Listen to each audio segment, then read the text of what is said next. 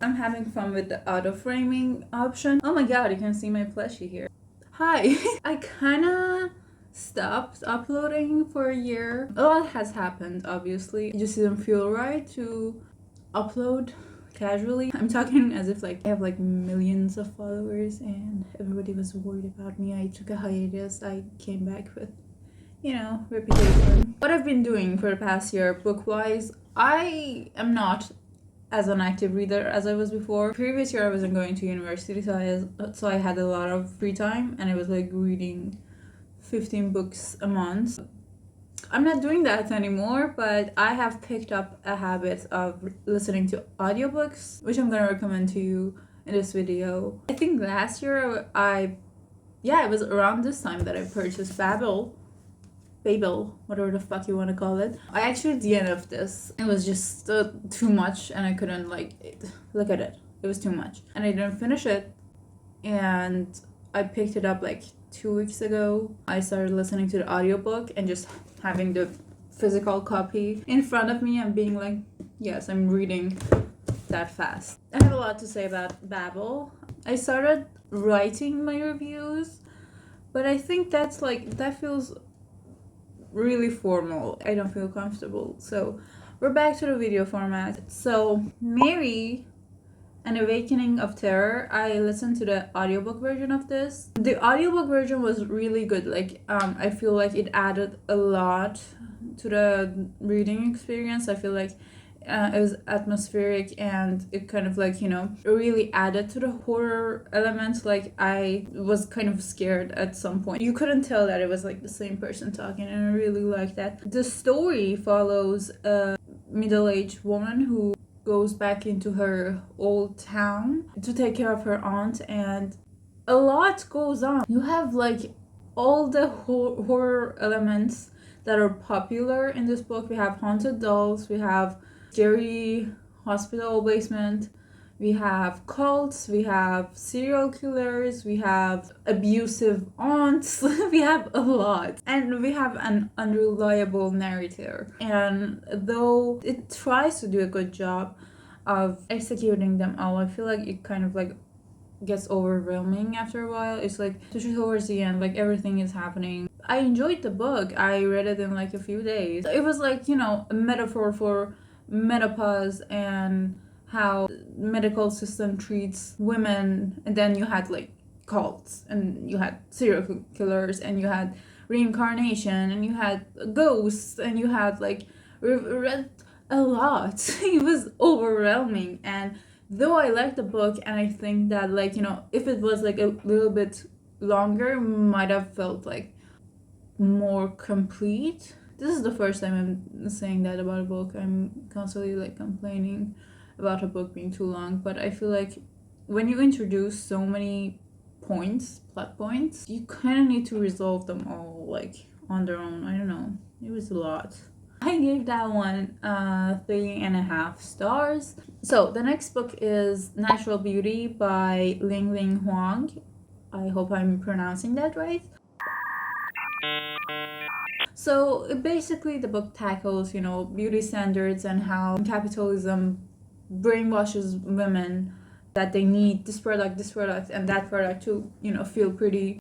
Okay, I did a terrible job explaining what the book is about here, so I'm just gonna do it in voiceover. The book is basically about a girl who gets hired in this company who works in skincare and skin products, and they're like very bourgeois, and they give her products to test, and little by little she kind of like, by using the products, she transforms to this standard beauty European looking like person. The main character is, actually Asian, but as she uses, she grows blonde hair and stuff like that. I don't know if I did a good job explaining it, to be honest. I gave it 4 stars and I really enjoyed it. I hope you picked this up. I think I kind of fucked up explaining it. The next book that I read was The Membranes by Chi Ta-wei. This book was kind of insane. It follows our main character. People have destroyed the earth. They have moved into the ocean and now are living underneath the water, and she kind of is like the best skincare technician around there. She has very famous clients, and she like has a secret formula, and she had a very difficult surgery when she was young, and she had this friend in the hospital that went away after she got her surgery done, and she was in the hospital for 3 years. We understand that during that surgery she also had gender affirming surgery as well. She hasn't talked to her mom for 20 years. The mom is like a very successful CEO on her own. She starts to discover stuff, and that's all I'm gonna say.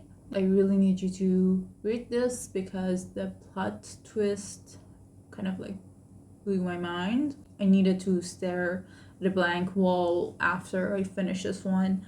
I actually didn't listen to the audiobook. I read it. I can read with my eyes. Contrary to popular belief, I can. Oh, I gave the membranes, I gave the main membranes 4 stars. I really liked it, and I hope that you pick it up. It's like kind of short, so it's like 150 pages, but you need to read it. It's like really good, and it has like small paragraphs that I really resonated with and I really loved, and it's just beautiful. Am I a picky critic?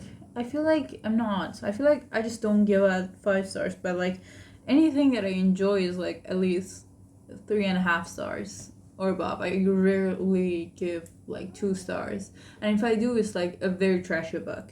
The next book that I read by my eyes without an audiobook was My Husband by Ventura. This book follows a lady who has been married to her husband for 15 years. They have 2 kids together. They're like still very much in love. They have a like very happy marriage, and everything is fine. They're successful, they're rich.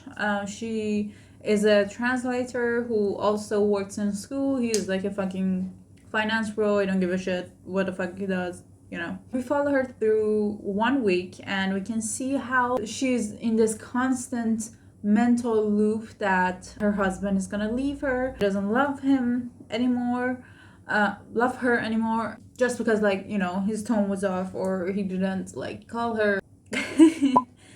You know, she's always like spiraling. All she thinks about during the day is her husband. She doesn't like care about her job or her kids as much as she cares about her husband. And we watch her see the lengths she goes to get her husband's attention and feel loved by him. Oh my god, I have nothing in common with this main character, but when I say her fucking mental spiral was the music to my ears, bitch. I don't have a child, I'm not married, I'm not teaching, I'm not any of those things, and I'm not a blonde, and I'm not rich. But my god, does this woman thinks like me. It was just like sorry, it's just like the mentally ill talk. I just feel like if you read it, you might understand why I feel this way. I had this similar experience when reading Night Bitch. That one was also like, you know, a married woman with kids, but the fuck? Why do I resonate with married women with kids so much? Like, is it my destiny to become a housewife? Night Bitch was like the first book that I read that was like, oh my god, she thinks exactly like me, and I think this book thinks exactly like me even more. I don't know, bitch, you have to pick it up. Like, I cannot explain it. I gave this one 3 stars though. Like, I enjoyed the whole book. I'm not even kidding. I went through it like in a day and a half, I think, and I was loving it. Then I read the fucking epilogue, and what the fuck was that epilogue? Why did the epilogue try to reverse Gone Girl-less? You don't want spoilers if you want to pick this book up by yourself. Skip this part. But I have to fucking rant about this because I was gonna give this book 5 stars the way I gave Night Bitch 5 stars. But then I read the epilogue and I had to take off 2 stars. The epilogue is basically from the husband's point of view, and he's saying like, oh, I know my wife is struggling and she's always spiraling and she's always thinking, oh, does my husband love me? But I'm gonna torture her more. Yes, I'm always one step ahead. And now I'm gonna go and torture her more. I'm gonna make her believe that I'm actually cheating on her before I propose that we have like a 3rd child. I don't give a fuck what you thought you were doing with this fucking epilogue. I don't care. It's not giving Gone Girl. It's just giving trashy male specimen. Like, oh, I'm always one step ahead. I don't give a fuck. You're insane. She can do that. She has every right to. But you're scum for doing that. She cheats throughout the book. But I don't care. I'm like very icky when it comes to cheating. I don't like it. I don't like that plot point. I don't enjoy that. But goddamn, this epilogue pissed me the fuck off to the point that I was like, even her cheating was better than you being one step ahead all the time. You're not. You're fucking scumbag, a manipulative, abusive fucking piece of shit. Why would you do that? As much as I liked the main character lady, I hated her husband by the end of the book. So fired up. Goddamn. Next book I read was Babel by R.F. Kuang. We love her in this house. It took me a year to read Babel, but I read Yellowface by R.F. Kuang in like a day, and I devoured that shit, and I loved it. It was so funny. I wish she did modern settings more. Babel. I read like maybe the first 200 pages of Babel. A year later, I had to download the audiobook to go on. Mainly because there are a lot of like foreign language phrases that I don't know. I mean, I appreciate that it includes Farsi. I think that's like a very cool thing, and I love that it's like well researched. I think having the audiobook helped because of the foreign phrases, and for that I recommend reading this on audiobook. It follows Robin, who has been raised by a Babel professor to learn Latin and English and also his mother tongue, Chinese, so he could go into the Babel Institute and work on translation and other stuff. And he finds friends there, and they're trying to take down the government because, you know, the government is taking advantage of foreign countries for their own benefit, but it's like set in 1800s. The first 2/3 of the book was interesting. It was kind of slow paced, but it was interesting. But the last third of the book was fucking fast paced out of nowhere. In the span of 2 chapters, everyone was dead. Like, the fuck? The first 2 half was like, and they studied, and they studied, and they learned about how bad and evil Britain is. And then it was like, oh, and they all dropped dead. Even though like the last chapters were fast paced, it just still felt like it was going on for so fucking long. Like, I get the point.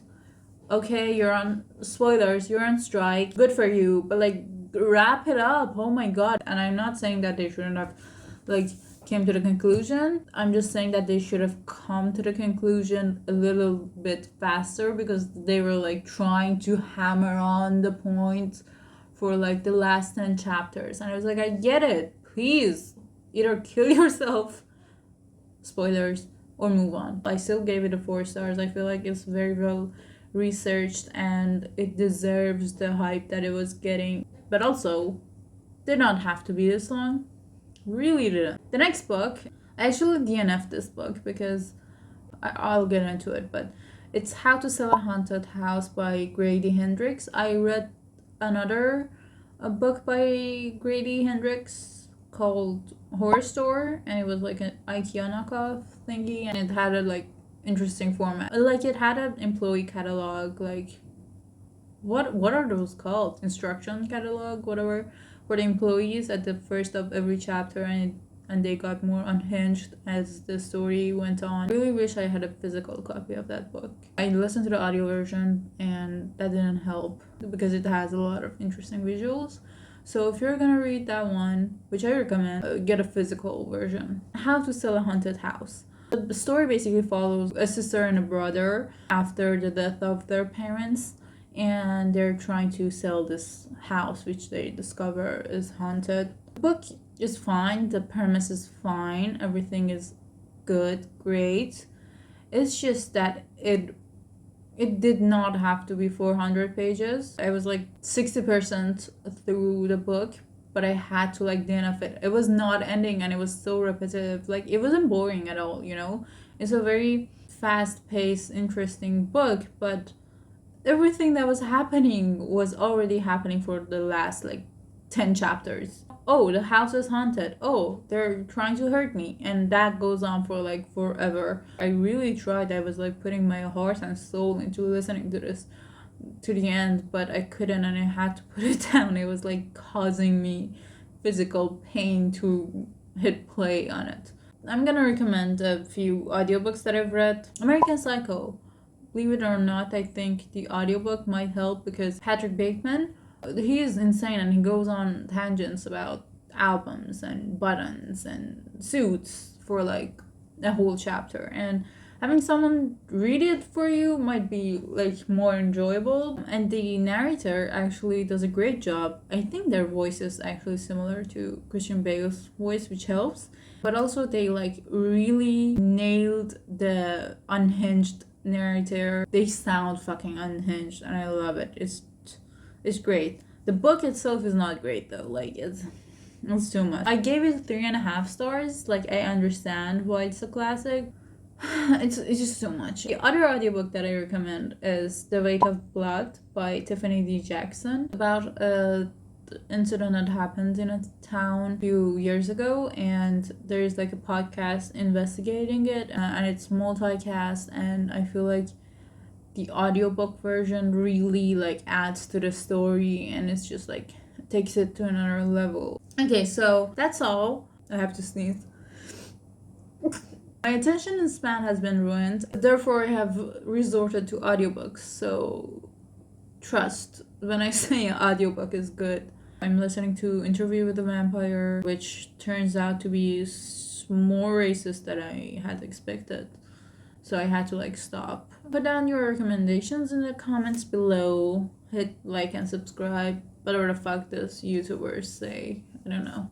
I really don't care if you do anything or not, to be honest. Nothing matters. We're all doomed. We're all gonna die.